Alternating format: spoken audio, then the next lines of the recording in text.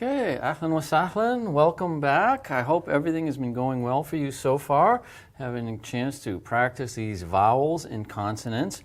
Remember, as I said, if you don't get them all perfectly or recognize them all immediately at this point, that's not important. The point is getting the basis, because you're going to see these same letters over and over again, and they will be reinforced to the point where you recognize them immediately.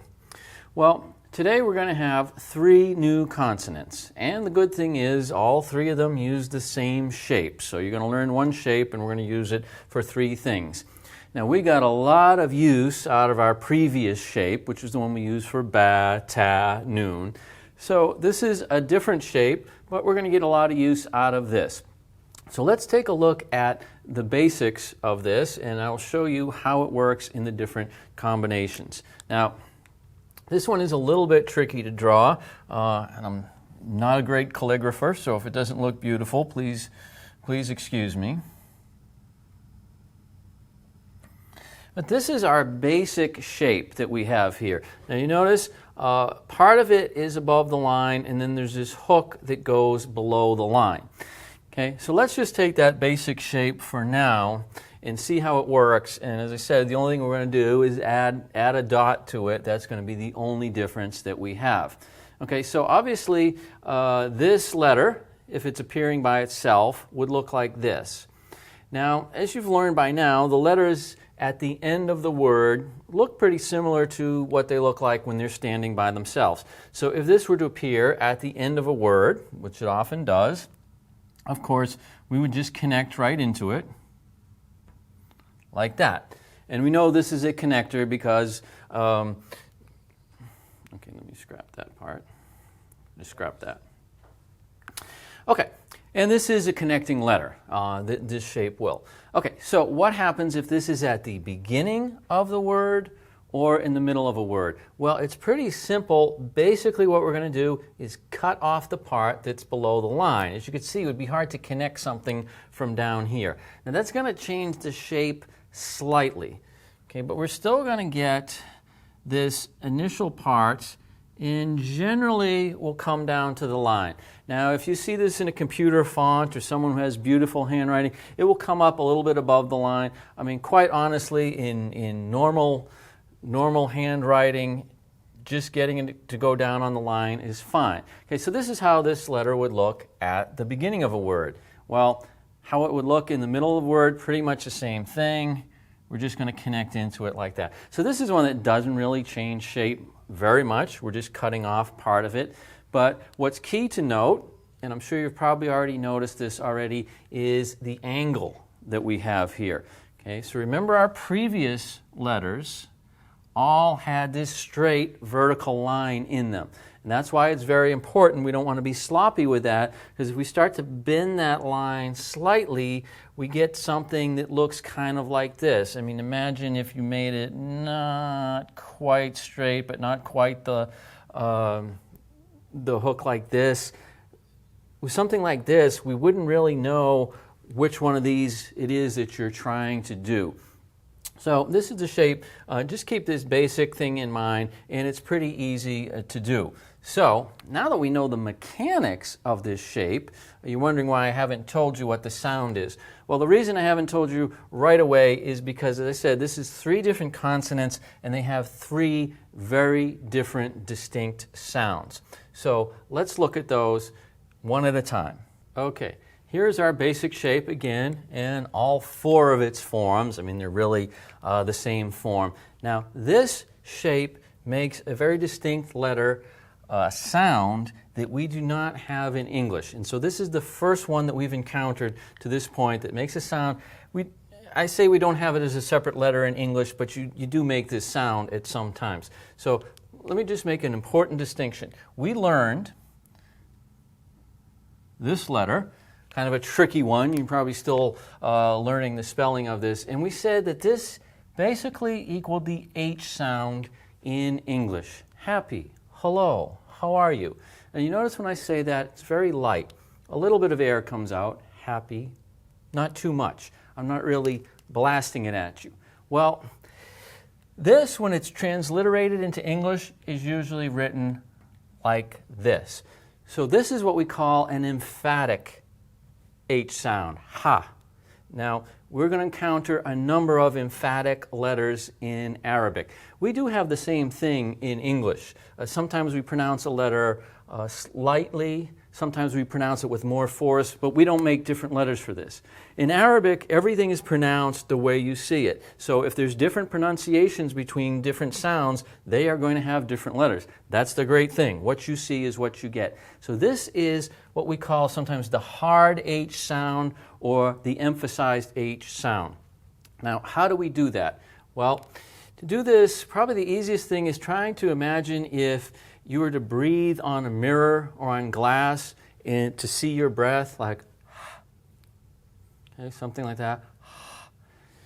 And you notice what happens to the muscles of the throat. Instead of being relaxed, as in happy, they tighten. And you see what it does to my mouth. So my throat tightens, okay, my mouth opens, and my tongue sort of goes back. You try to do the same thing. Imagine you're trying to fog up a glass or fog up a mirror. Okay, that's essentially what we're doing here. So this is called a hard or an aspirated H sound. So the difference between har, which is just a light H like this, and ha. Okay, definitely you hear the air coming out. Harir. Okay, hajj. Now, a very important distinction to make, probably the biggest mistake that people make with this, beginners, is to confuse this with another letter we're going to learn in just a moment, and that is the kha. Now you notice the difference. This is an H, and just like an H sound, it's just air. It's not grating against anything. It's just pure air. Now it's a blast of air, but there's no to it, okay? Because that is a separate letter. And this is probably the most common mistake people make with this. Even people who aren't learning Arabic, when they look at an Arabic word that has this letter in it, they will tend to pronounce it as a kha. For example, the very common man's name, Ahmed, right? Ahmed. You hear it's got a hard H sound, but it's a ha. Very often you'll hear this pronounced incorrectly as Ahmed. Ahmed is not the name, okay? And that's wrong. So an easy way to remember this, notice this has no dots. This shape, it's like an open vessel. All right? Think of this as being your mouth or your throat. It's just air coming out without bumping into anything. And that's the easier way to remember this sound versus, for example, this one doesn't look like an open mouth, whereas this one does. Okay? So that is our first letter, ha. Okay.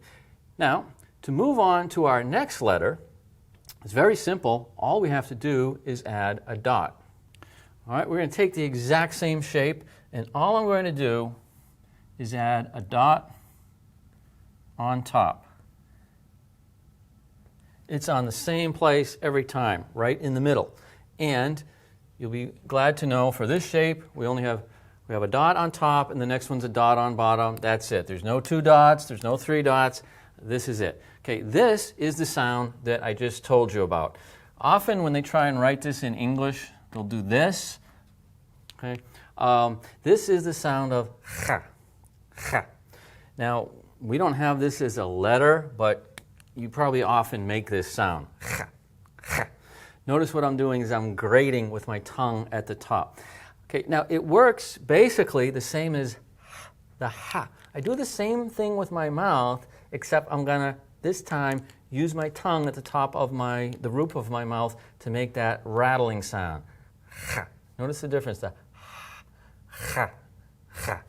Okay, the difference. The easy way to remember this, remember the ha was nice and clear. Here, we have this dot on top. I tend to think of this being something rattling around at the top of your mouth. Okay, that's an easy way to remember this one. It kind of looks like what it sounds like, what it's doing. The kha sound, okay, as in khabar, akhbar, okay, khabith. Okay, it's different than just a K sound. The difference between akbar and akhbar. Okay, and it's very different from the H sound. Something like Ahmed, akhbar. Okay. This is a very distinct sound. People associate it with Arabic. It's found in Hebrew as well, but it's found in other letters. For example, in Scottish, right, the word Lach. Lach. Think of the great German composer, Bach. Not Bach, but Bach. Okay, so you have this, you use it, we just don't think of it as a separate letter. Okay, so that's 2 of our 3. For the third one, all we're going to do is move the dot. Okay, now we come to our third variation. We're going to move the dot down the bottom. Now it's pretty simple. It just goes here, kind of. At the same place you put it on ba. Okay. One thing to remember, it's going to stay in the same position, but because we have the hook, it's in the middle of the hook. So don't put it down here. Right? But the dot is basically in the same place. Okay, this gives us our third letter. Now, unfortunately, this one doesn't sound very much related to ha and kha. This letter is called jeem, and as the name sort of indicates, it has a J sound, as in jewel, junk, Joseph, January. I will tell you there is a lot of regional variation on the pronunciation of this letter. It can be a j, it can be sort of a zh, and in some countries, particularly in Egypt, it is pronounced as a g, which if you try with your mouth, it's the same sound as a j. If you move it back in your mouth, you get a g sound. For now, don't worry about it. We're going to say that this is a J sound, as in many words we have James, Joan, Joseph, junk, January. Okay, this is our jeem, and it is going to be written exactly like the other 2, but with a dot on the bottom. So now let's take a look at some examples and see if we can recognize which one of the 3 forms you see in these words. Okay, here we have 3 words that include some variations of our letters. So let's look at the first word. Which of our letters do you see in it? Well, that's right. This is a tricky one. There are 2 of the letters we just learned. And you can see the first one is an initial. Now notice it doesn't have a dot on it. Remember, think of that as just being an open, clear pathway. So this is our sound, our aspirated H. This one, of course, dot down the bottom, you would recognize as the jeem, the J sound, and we know aleph and we know ba. We also know this short vowel is an I. So if we put these all together, how would we say that word? Hijab. Hijab. You probably already know that word. It's a hijab. It's a woman's head covering. This is how you spell hijab. All right, if we look at our second word, it has 1 letter in there that we have not learned yet, but the rest should be familiar to you. But where is the letter we're interested in? It is, of course, right here at the end. Okay, and it's got that final form. Looks a lot like this, okay, except it's got the hook on the bottom. Now again, we look, do we have dots? No dots. Remember, no dots, nice clear channel. There, that means this is the ha, and that is the way that this is pronounced. This is the word sabah. And notice, in English, we don't really pronounce an H sound at the end of a word. Sometimes they'll put them on there just for to make it look nice. In Arabic, if you see it, it's pronounced. So this is not sabah, but sabah, and that H has to be heard. Okay, we come to our last word. You, of course, should remember all 3 of these letters. Okay, this is the one we're interested in, and it's got the dot. Where is the dot? Up top. Remember we said to remember, think of something rattling around in the top of your mouth. So this is the kha, kha sound, followed by the aleph and a noon. Put this all together, khan, khan. Okay, khan. You'll see a lot of places named khan in Arabic. A khan is basically, in the old days, is a place that merchants could stay over. It was like a hotel, so there's a lot of historical places with this particular letter in them. But with that, you have enough to go ahead and try exercises that we have. We have some listening exercises so you can get used to hearing these sounds and practice connecting them and recognize them.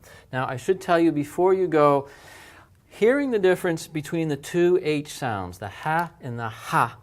Okay, this is one of the most difficult things for non-native speakers, particularly English speakers, because we don't stress the H sound. This is one of the hardest things for us to hear, so do not feel bad if you have a hard time hearing the difference between them. This is something that takes a lot of practice, and you will get used to it as you go along and start to hear the sounds between different words. Okay, but that is something that is very tricky.